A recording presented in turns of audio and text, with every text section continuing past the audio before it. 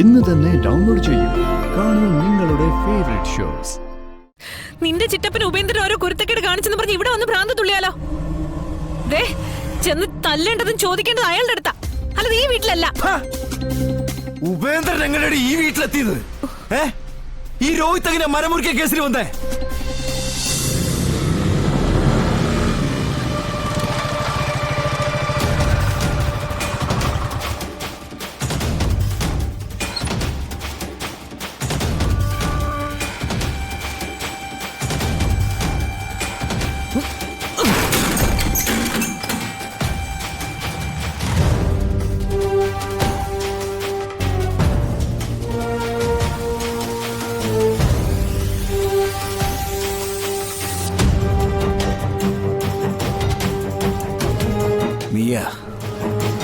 നീ കാരണോ എന്റെ അച്ഛനും അമ്മയ്ക്ക് ഗതി വന്നേ.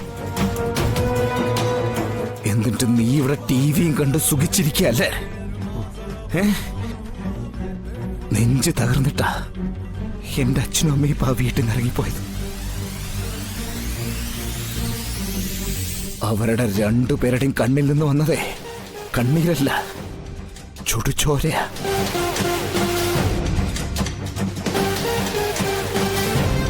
എല്ലാം നീ കാരണോ.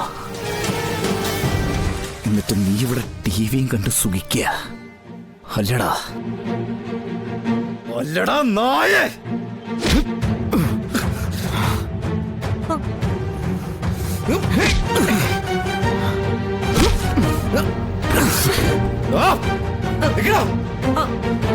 ചെന്ന് നോക്കടി,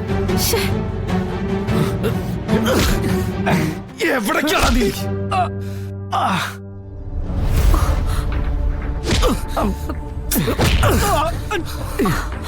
നന്ദിയുണ്ടോടാ നിനക്ക്? എവിടെയോ കടന്നിരുന്ന നിന്നെ പിടിച്ച് വീട്ടിൽ പ്രതിഷ്ഠിച്ച എന്റെ അമ്മയോട് നീ കാണിച്ചതിനെല്ലാം നിന്നെ ഒറ്റ കുത്തിന് തീർക്കാനുള്ള ചങ്കുറപ്പോട് കൂടിയിട്ടാടാ ഞാനിപ്പോട്ട് വന്നേ. പക്ഷെ നീ തെരുവിലേക്ക് ഇറക്കിയ എന്റെ അച്ഛനും അമ്മയ്ക്കും ഞാൻ നിന്നെ കുത്തിക്കഴിഞ്ഞ ആരുമില്ലാണ്ടായിപ്പോ. അവർക്ക് ഒരു തുണ ഞാൻ മാത്രമേ ഉള്ളൂ. ആ ഒരു ബോധം എനിക്ക് ഉള്ളതുകൊണ്ട് മാത്രമാടാ നിന്നെ ഞാൻ കൊല്ലാണ്ട് വിടുന്നേ. പക്ഷെ എന്റെ കലി തീരുന്നവരെ ഞാൻ പൊട്ടിക്കൂടാ. എന്റെ അച്ഛനും അമ്മയും ഒഴുക്കിയ കണ്ണീരിനെ നിന്റെ കണ്ണീര് കൊണ്ടുവേണം എനിക്ക് പ്രായശ്ചിത്തം ചെയ്യാൻ. കേട്ടടാ?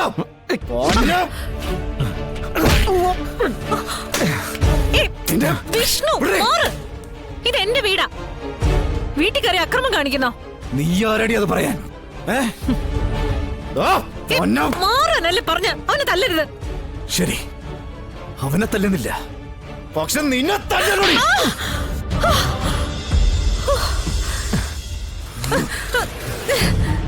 നീയൊക്കെ കാരണം ചങ്ക് പൊട്ടി പടിയിറങ്ങേണ്ടി വന്ന എന്റെ അച്ഛനും അമ്മയ്ക്ക് വേണ്ടിയിട്ടാണ് ഈ തല്ല്.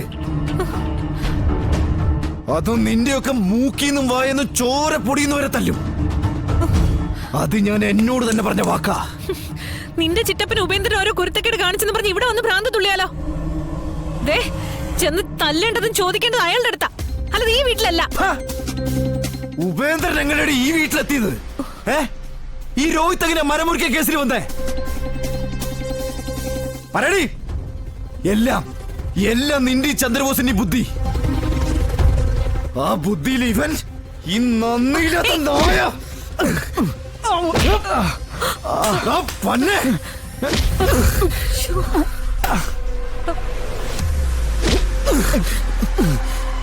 ഇവരുടെ കയ്യിലെ പാവയായിട്ട് നിന്നുകൊണ്ട് എന്റെ പാവമ്മയെ ചതിക്കായിരുന്നില്ലടാ. നീയൊക്കെ കൂടിയിട്ടുള്ള ചതിപ്പെട്ടു പോയതേ എന്റെ കുടുംബോടാ. തകർത്ത് കളഞ്ഞില്ലടാ നിനക്ക് ആശ്രയം തന്ന വീടിനെ. പിന്നെ ഞാൻ എന്താണ് ചെയ്യേണ്ടത്? നീ ജനിപ്പിച്ച കൊച്ചിന്റെ തന്തയാവണോ? പറ. എന്റെ കൊച്ചു തന്നെയാടാ. നീ എന്റെ കൊച്ചിനെ നിന്റെ കൊച്ചായി കണ്ടത് നിന്റെ ഭാഗ്യം. അങ്ങനെ കരുതടാ പൊന്നെ. ഇനി നീ എന്തെങ്കിലും വിവരക്കേട് വിളിച്ച് പറഞ്ഞ എന്റെ കയ്യിൽ വിറച്ച് നിൽക്ക നിന്റെ കൊരവള്ളി. ഞാനിത് ഈ പിടുത്തം മുറുക്കിയ പിന്നെ നീ ഇല്ല. ചെയ്യാത്തത് കുറെ നാൾ നിന്റെ അനിയനായിട്ട് അങ്ങ് കണ്ടുപോയി. അതുകൊണ്ടാണ്. പക്ഷെ നിന്റെ ഈ എല്ലില്ലാത്ത നാവ് കൊണ്ട് എന്നങ്ങ് ചൊറിയാൻ വന്ന അത് ഞാനങ്ങ് പറിക്കും കേട്ടാ. എന്നിട്ട് ഇതിലങ്ങ് അമർത്തും. അതോടെ നീ അങ്ങ് തീരുടാ. ആശാനെ ആശാനെ വേണ്ട ആശാനെ, അച്ചടക്കം ചത്തു. വെറുതെ ഇനി ഒരു കൊലപാതകത്തിലും കൂടെ പോയി തലവെച്ചു കൊടുക്കല്ലേ.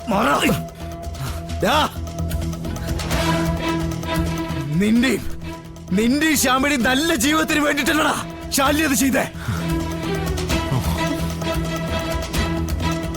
അല്ലാതെ അവർ രണ്ടുപേരും നിന്നെ ചതിക്കണമെന്ന് കരുതിയിട്ടാണോ? ആശാനെ വേണ്ട ആശാനെ, പ്ലീസ് മാറ് മാറ്. ഞാൻ പറയുന്നത്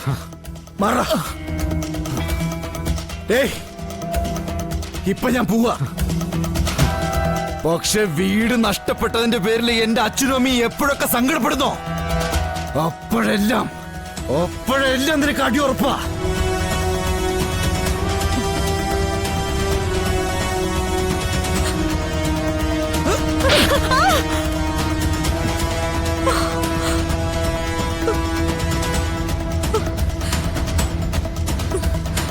നിനക്കും ഓർമ്മയിൽ സൂക്ഷിച്ചു വെച്ചോ.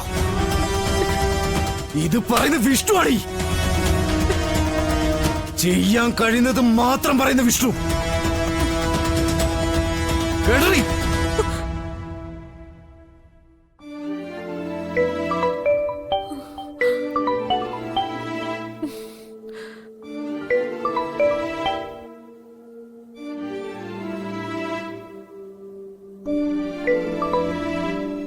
ഹലോ, വിഷ്ണു അല്ലേ? ആ അതെ. ഞാൻ ദേവമാതാ വൃത്തസ്ഥാനത്തിൽ നിന്നാ. വിഷ്ണുവിന്റെ അച്ഛനും അമ്മയും ഇവിടെ എൻ്റെ അടുത്തുണ്ട്.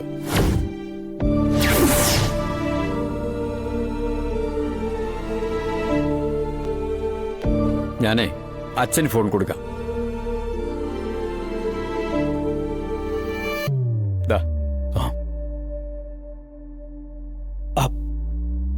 പറയണോക്കളെ. എടാ, അച്ഛനമ്മയും കൂടെ എങ്ങോട്ട് പോകണമെന്നറിയാമേത് ദേ ഇവിടെ ഈ വൃത്തസ്ഥാനത്ത് ഇരിക്കുക.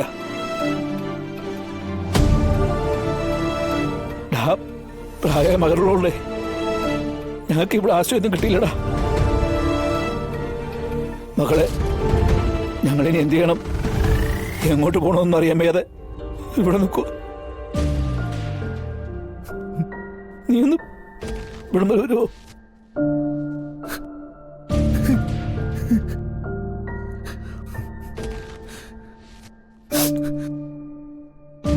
ഞാൻ വരാം. ഇപ്പൊ തന്നെ വരാം. ഓ